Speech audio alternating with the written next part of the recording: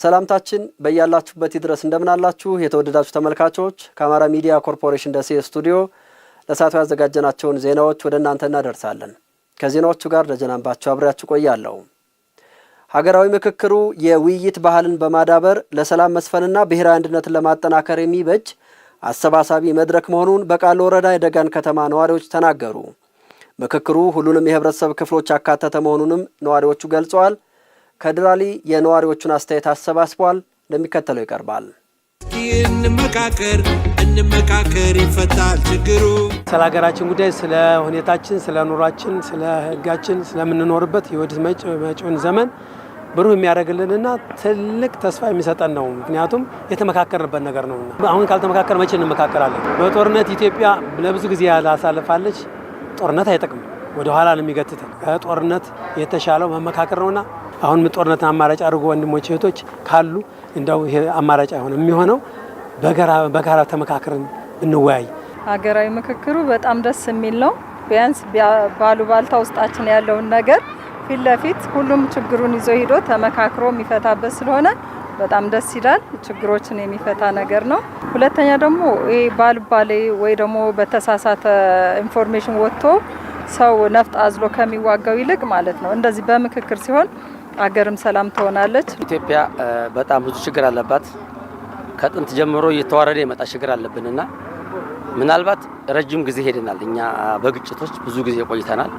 እስኪ ለአንዴና ለመጨረሻ ጊዜ ይህንን አገራዊ ምክክር ኮሚሽን እንሞክረውና በሁሉም ክልሎች ያሉትን ችግሮች ቁጭ ብሎ ሰልክ ተደርጎ አውጥቶ ተነጋግሮ በጠረጴዛ ዙሪያ ተወያይተን መፍትሄ ማምጣት አለብን።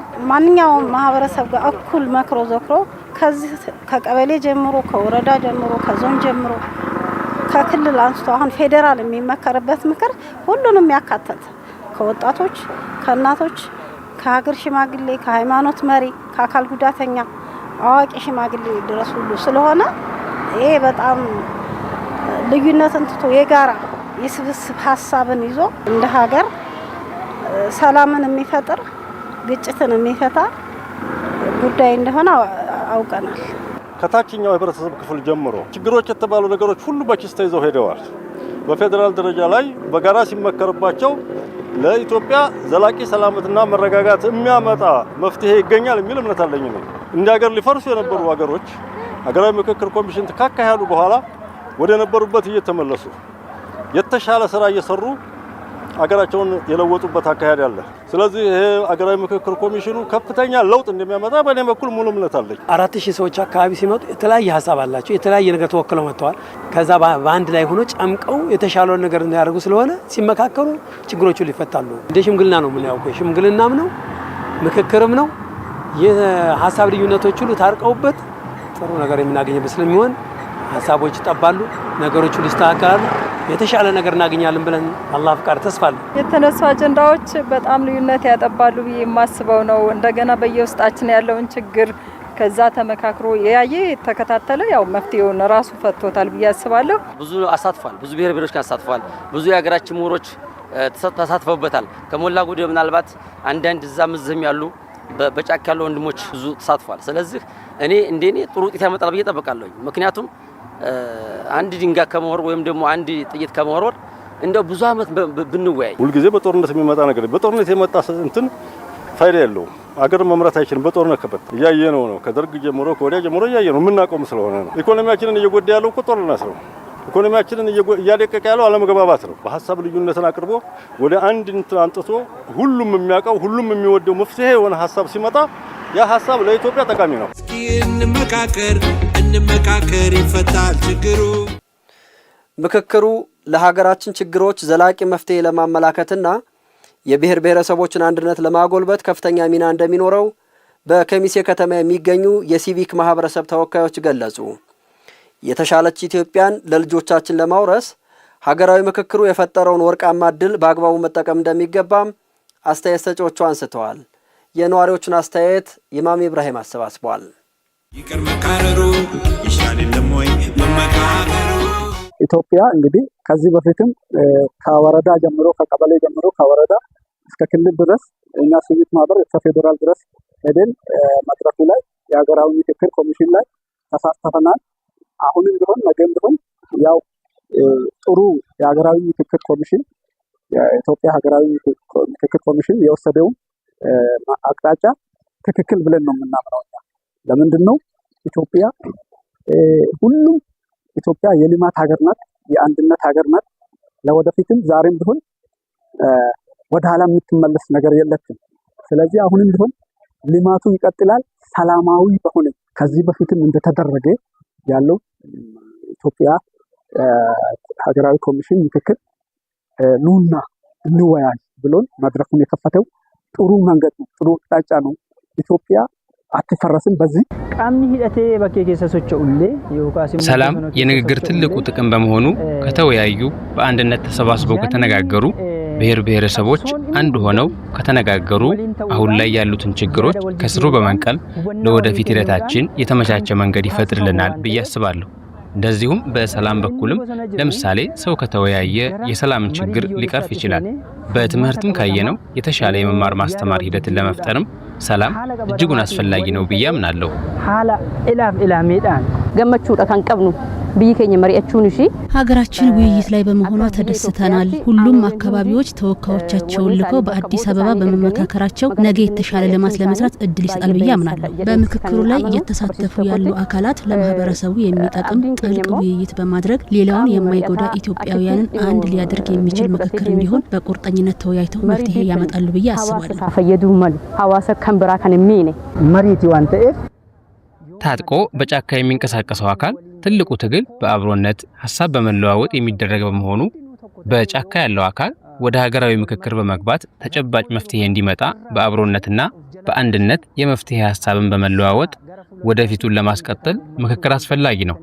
ያለ ውይይት ሊሳካ የሚችል ነገር የለም። ስለዚህ በጫካ ያለው ወደ ሀገራዊ ምክክር በመምጣት ወደ ተጨባጭ መፍትሄ ቢመጡ የተሻለ ነው ብዬ አምናለሁ። ገመ በርኖታን ሙዮላለ ቃምኒ ጉፈቴ ቃምኒ ሙፈቴ ሁንዲ ያኮረፉ አካላት አኩርፈው አይቀሩም። ጦርነት ቢካሄድም መቋጫ ውይይት ነው። ስለዚህ የሰው ህይወት ሳይጠፋ የሀብትና የጊዜ ብክነት ሳይኖር በዚህ ምክክር ላይ እንደ ማህበረሰብ ያላቸውን ጥያቄዎች ይዘው በመቅረብ በጉዳዩ ላይ በስፋት ቢወያዩ ላኮረፈውም ጥያቄ አለ ለሚለውም መፍትሄና መልስ በማግኘት ኢትዮጵያ አንድ ብትሆን በጣም ጥሩ ነው ብዬ አስባለሁ። የሚቸረቲ በሊናን ኦሶ መሪአተሜ ብንወያይ ኢትዮጵያችን ወደ የበለጠች ሀገር ከዚህ በለጠ አሁንም ተረባርበን መስራት አለብን እንጂ በጠመንጃና በፈንገታ የሚሆን ነገር ስለሌለ እንደ ሲቪክ ማህበር ተወያይተን መልእክት ማስተላለፍ የምንፈልገው አካባቢያቸውን ለማልማት በቅንጅት እየሰሩ መሆኑን በደዋ ጨፋ ወረዳ የወለዲ ከተማ ነዋሪዎች ገለጹ። የከተማዋን እድገት ለማፋጠን ህብረተሰቡን ያሳተፈ የልማት ስራዎች እየተከናወኑ መሆኑን የወረዳው አስተዳደር አስታውቋል። ሳላዲን ሰይድ ተጨማሪ ዘገባ አለው። ለአንዲት ሀገር እድገት የዜጎቿ የነቃ ተሳትፎና ብርቱ ክንድ ወሳኝ ነው። በኦሮሞ ብሔረሰብ አስተዳደር ደዋ ጨፋ ወረዳ የወለዲ ከተማ ነዋሪዎች የከተማቸውን ገጽታ ለመቀየር የበኩላቸውን ድርሻ እየተወጡ ይገኛሉ። አሚኮ ያነጋገራቸው ነዋሪዎች እንደገለጹት ከተማቸው በልማት ወደ ኋላ የቀረች በመሆኗ በቁጭትና በጋራ በልማት ላይ እየተሳተፉ ይገኛሉ። በቀጣይም ከተማዋ ለነዋሪዎች ምቹና ተስማሚ ለማድረግ በሚሰሩ የልማት ስራዎች ላይ በመሳተፍ የበኩላቸውን ድርሻ እንደሚወጡም አስተያየት ሰጪዎቹ ጠቁመዋል። ከዚህ ቦታ ላይ ከህዝቡ ጋር እኩል ወተን እየሰራን ነው። ሁላችንም በርብርብ እየሰራን ነው። እዚህ ቦታ ላይ ከተማውን ለማሳደግ በቀጣይ ወደፊት ቁርጠኛ ሆነን እየሰራን ነው። ተባብረን እየሰራን ነው። እኔ ለራሱ ይሄው 5 ገበያ ትቼ ደስ ብሎኝ ተባብሬ እየሰራሁ ነው። ይሄው ልጅ አሳዳጊ ነኝ። በገበያ ግን ደስ ስላለኝ መሪ መዘጋጃችን ስላስደሰተኝ ከተማዬም ስለተደሰትኩኝ ይሄው እየሰራሁ ነው። በቃ ወጥቼ እየሰራሁ ነው። እኛ እንደ ወጣት ይሄ ስራ የኔ ስራ ነው በሚል ነው እኔ ወደዚህ የመጣሁት። ሁሉም ልክ እንደዚሁ እንደኔው የኔ በማለት ለምን ማንኛውም መሰረተ ልማት ለህዝብ ሲሰራ ለኔ እየተሰራ ነው፣ ለኔ ሲሰራ ደግሞ ለህዝብ እየተሰራ ነው በማለት በእኔነት ልጠብቀው በእኔነት ደግሞ ልማቱን ላጠናቅቀው መጥቻለሁ። ስለዚህ በዚህ ላይ ያው እንኮራለን፣ ወደፊትም ልማቱን እንቀጥላለን የሚል ነው። በቀጣይ እንግዲህ ያው ከተማችን ከዚህ የበለጠ እንግዲህ ለማሳደግ እየሞከርን ነው።